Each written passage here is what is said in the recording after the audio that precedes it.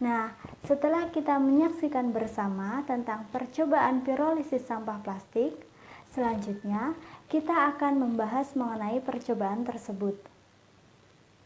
Yang pertama, sampah plastik yang digunakan berjenis PE, yang berarti bahwa plastik tersebut terbuat dari polietilen yang terdiri dari monomer etilen atau etena. Nah, plastik ini memiliki sifat termoplastik, yang berarti bahwa plastik ini dapat didaur ulang melalui pemanasan.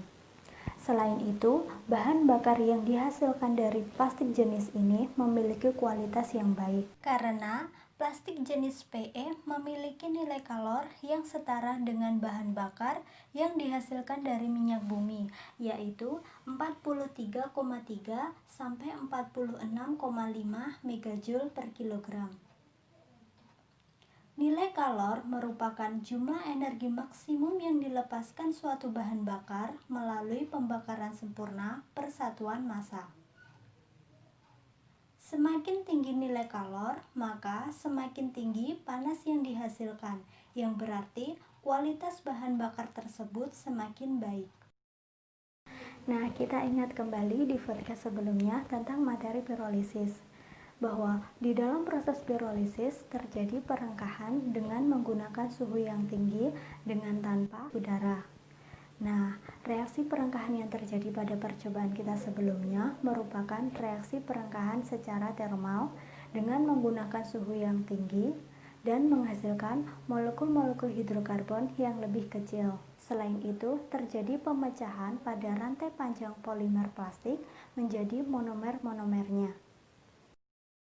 Reaksi yang terjadi pada saat proses pirolisis ada 3 tahap, yaitu tahap awal, perambatan, dan penghentian. Pada tahap awal ini, energi panas akan menyebabkan putusnya rantai polimer membentuk radikal bebas yang tidak stabil. Radikal bebas merupakan molekul yang tidak stabil karena kehilangan pasangan elektron pada orbital terluarnya. Nah, untuk penggambaran reaksinya, kita perhatikan persamaan reaksi berikut ini.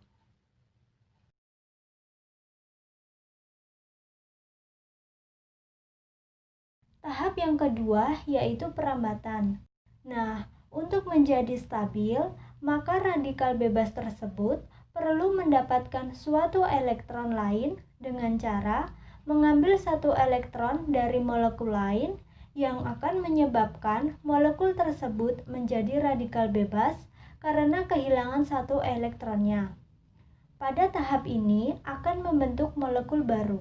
Nah, untuk penggambaran reaksinya, kita perhatikan persamaan reaksi berikut ini.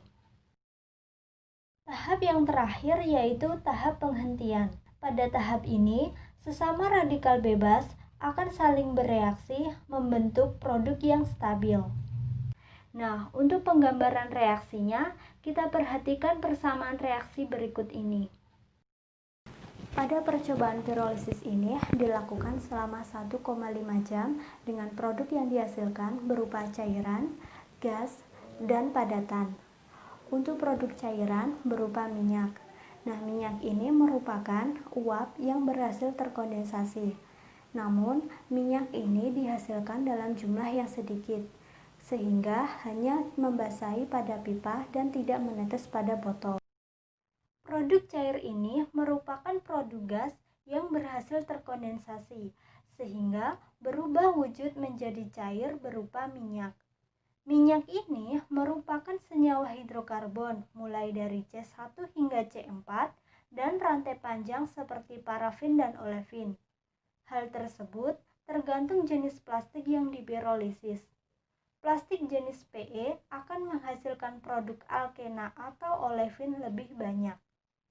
Bahan bakar cair ini tidak spesifik karena merupakan campuran senyawa hidrokarbon, sehingga perlu dilakukan pemurnian untuk menghasilkan bahan bakar yang lebih spesifik. Selanjutnya, untuk produk yang kedua berupa gas. Gas ini merupakan uap hasil pirolisis yang tidak berhasil terkondensasi dengan sempurna. Hal ini dikarenakan adanya oksigen berlebih yang terdapat di dalam reaktor.